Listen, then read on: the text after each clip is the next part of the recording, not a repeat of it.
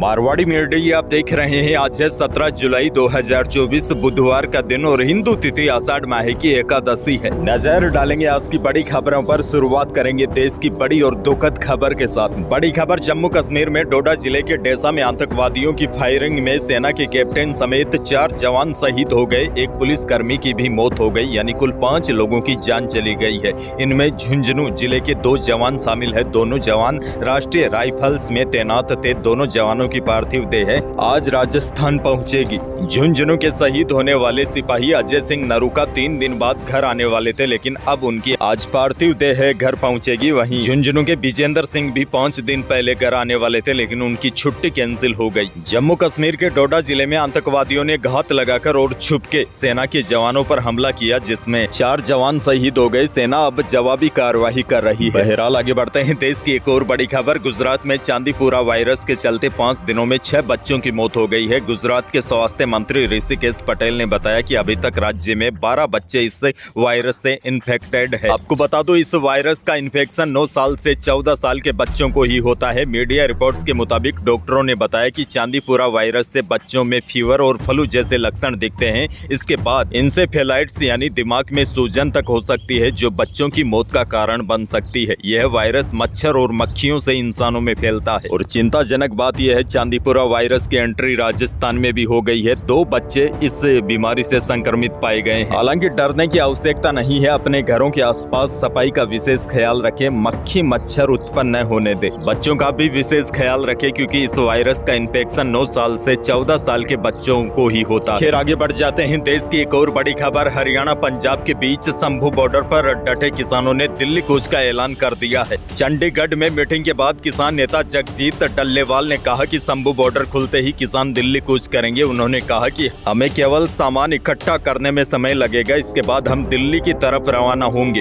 हालांकि आपको बता दूं, शंभू बॉर्डर पर लगी 8 लेयर की बैरिकेडिंग फिलहाल नहीं हटेगी। 10 जुलाई को पंजाब एंड हरियाणा हाईकोर्ट ने 7 दिन के अंदर बॉर्डर खोलने के आदेश दिए थे, लेकिन इसको लेकर हरियाणा सरकार सुप्रीम कोर्ट पहुंच गई है। सरकार अब सुप्रीम कोर्ट के फैसले का इंतजार कर रही है। खैर आगे बढ़ते हैं। राजस्थान से बहुत बड़ी खबर है। उप मुख्यमंत्री दिया कुमारी ने घोषणा की है कि 2027 तक किसानों को दिन में बिजली मिलेगी। बाड़मेर में 48 करोड़ की लागत से भारत पाकिस्तान सीमा चौकियों तक सड़कें बनेगी। पहले फेज में इस साल 9 चौकियों तक सड़कें बनाई जाएगी और 1000 गाँव को डामर सड़क से जोड़ा जाएगा। इसके साथ ही उप मुख्यमंत्री दिया कुमारी ने घोषणा की है, बिजली की ट्रांसमिशन लाइन के नीचे आने वाले किसानों की जमीनों का डीएलसी की दर से 30% ज्यादा मुआवजा दिया जाएगा।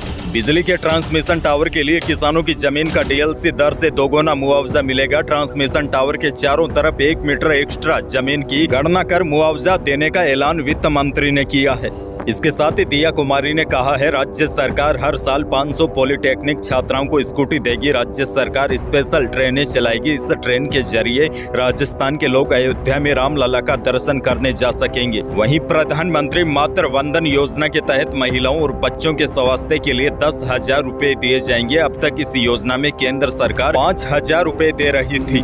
वहीं वित्त मंत्री दिया कुमारी ने कहा है कि दुर्लभ बीमारी से पीड़ित बच्चों को आयुष्मान योजना के तहत 5,000 रुपए प्रति माह मिलेंगे। इसके लिए योजना के अंदर ही बाल संबल योजना शुरू होगी। इसके साथ ही प्रदेश में 2000 नई डेयरी खोली जाएगी। 1000 सरस मित्र बनाए जाएंगे। 1000 सहकारी डेयरी समितियां खोलने का ऐलान वित्त मंत्री ने किया है। दरअसल आपको बता दूं, दिया कुमारी मंगलवार को विधानसभा में बजट बहस का जवाब दे रही थी। उस दौरान वित्त मंत्री ने यह बड़ी घोषणाएं की है। इसके साथ ही वित्त मंत्री दिया कुमारी ने कई और बड़े ऐलान किए हैं। नई योजनाएं शुरू हुई है। इसको लेकर मैं आपको अलग से वीडियो देने की कोशिश करूंगा। बहरहाल आगे बढ़ते हैं। राजस्थान से बड़ी खबर। विधानसभा में शिक्षा मंत्री मदन दिलावर के आदिवासियों के डीएनए वाले बयान पर हंगामा रुका नहीं है। कल भी नेता प्रतिपक्ष टीकाराम जूली ने कहा कि शिक्षा मंत्री जब तक अपने बयान के लिए माफी नहीं मांग लेते, तब तक हम इन्हें नहीं सुनेंगे। अच्छा, बड़ी खबर आपको ये भी दे दूं, बामनवास क्षेत्र में मनरेगा श्रमिकों से पैसा वसूलने के मामले में ग्रामीण विकास राज्य मंत्री ओटाराम देवासी ने राज्य स्तरीय कमेटी से जांच करवाने की घोषणा की है।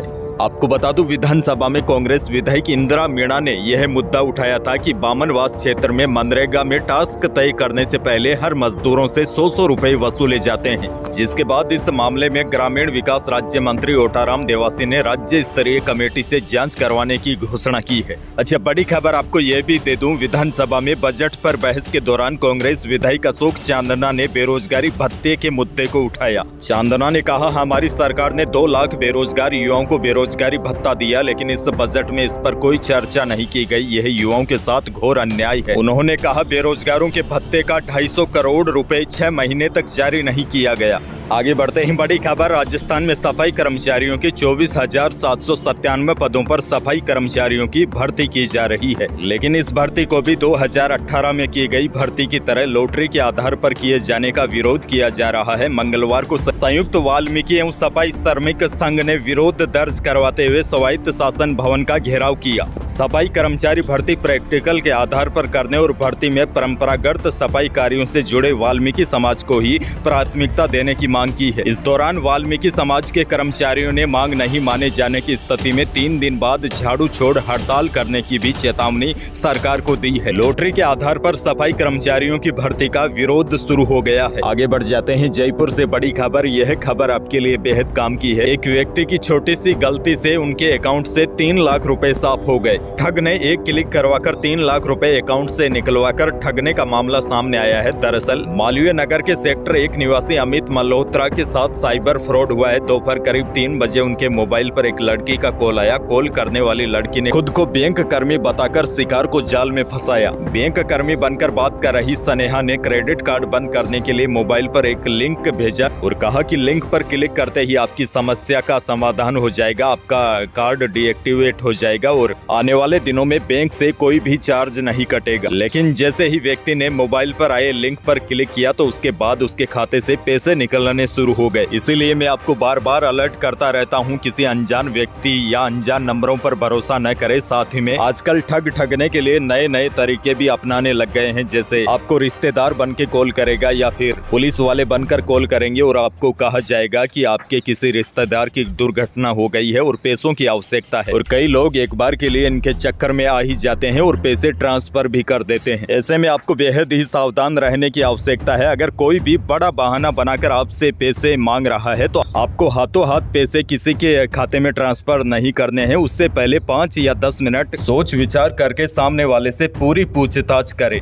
आगे बढ़ जाते हैं, मौसम से जुड़ी बड़ी खबर है। राजस्थान में मानसून सक्रिय है। कोटपुतली बहरोड जिले में मंगलवार सुबह तेज बारिश हुई। हालांकि प्रदेश के कई जिले ऐसे भी है जो अब उमस भरी गर्मी से परेशान है। वहीं मौसम विभाग के ताजा अपडेट के अनुसार अब राजस्थान में बारिश की गतिविधियां बढ़ने वाली है, क्योंकि 18 जुलाई के आसपास बंगाल की खाड़ी में निम्न दबाव का क्षेत्र बनेगा और मानसून की ट्रफ रेखा भी अभी भी राजस्थान के ऊपर से गुजर रही है। ऐसे में राजस्थान के ज्यादातर स्थानों पर आगामी 4-5 दिन मानसून सक्रिय रहने तथा कोटा उदयपुर संभाग में कहीं कहीं पर भारी बारिश होने की संभावना है। इसके साथ ही आज और कल यानी कि 17 और 18 जुलाई को बारिश की गतिविधियों में बढ़ोतरी होगी। कोटा उदयपुर अजमेर संभाग में कहीं कहीं पर अति भारी बारिश होने की भी संभावना है। और अब लंबे समय के बाद पश्चिमी राजस्थान के लिए भी सबसे बड़ा अलर्ट आया है। 17 और 18 जुलाई को जोधपुर संभाग, बीकानेर संभाग व शेखावाटी क्षेत्रों में कहीं कहीं पर भारी बारिश होने की संभावना है। पश्चिमी राजस्थान के आज कुछ भागों में बारिश की संभावना है, लेकिन कल राजस्थान के अधिकांश भागों में